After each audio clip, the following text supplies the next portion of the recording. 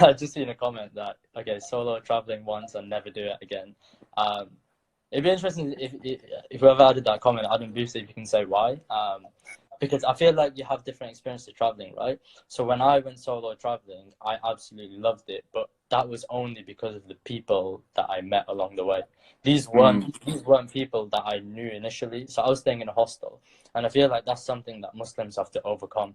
Because I feel like a lot of Muslims can be a bit hesitant to stay in a hostel because for example, my main concern, actually, this is the main reason why I started this page, because my main concern when I went to Southeast Asia for 3 months was, how am I going to stay in a hostel and read Salah?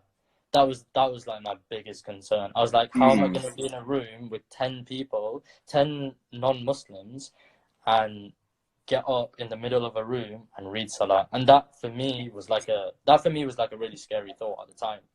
And I was just thinking, how am I going to do it? How am I going to like just be in a room? What do I say to them? Like, do I just say, oh, by the way, I'm just gonna like take this little space here and I'm just gonna pray? Because obviously, like, these people probably haven't experienced that before.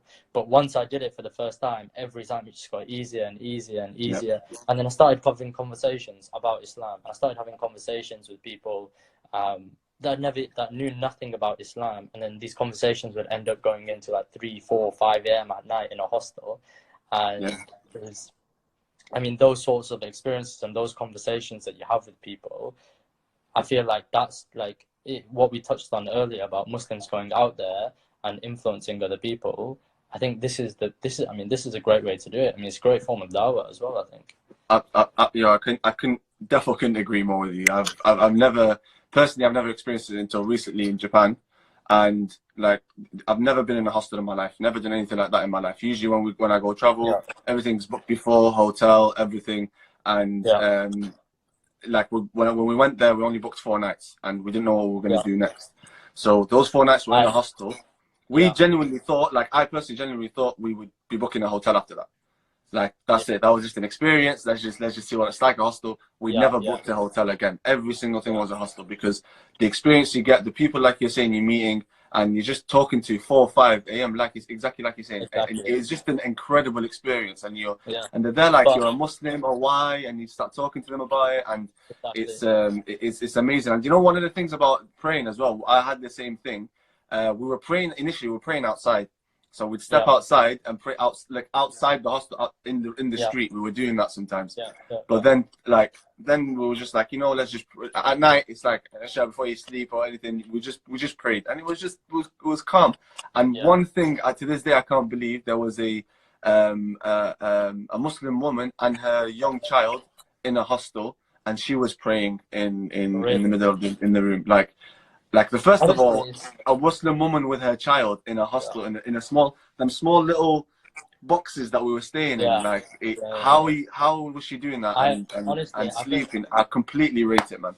I think the experiences like that stay with you for life. And honestly, like, they just stop. It's like an iman booster as well, in a way, to be honest with you. And I think so. Adam replied to his comment. He goes, he got bored very easily.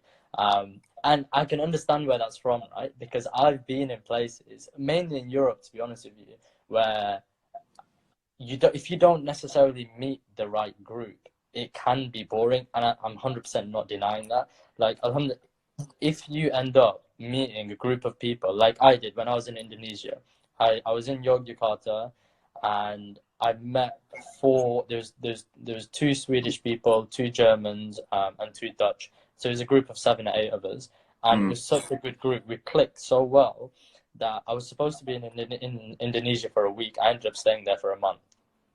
Wow! Like, just out of the blue. So I went all the way from the west of the country all the way to Bali. So I went through Yogyakarta, Mount Bromo, Mount Ijen, Bali, and then I was supposed to fly to Lombok, but there was a volcano there, so I couldn't. But honestly, I feel like if you put yourself out there as well, which is what Tariq said, if you do have a proactive mindset, I think that's bang on. Like, you have to be willing to put yourself out there, be in that uncomfortable position, but by being in that uncomfortable position, you can you can really have an amazing time, I think. But you have to take that risk in the first place. If you don't take that risk, then Yeah. you're not going to be able to benefit from the experiences that you can have when you do solo travel.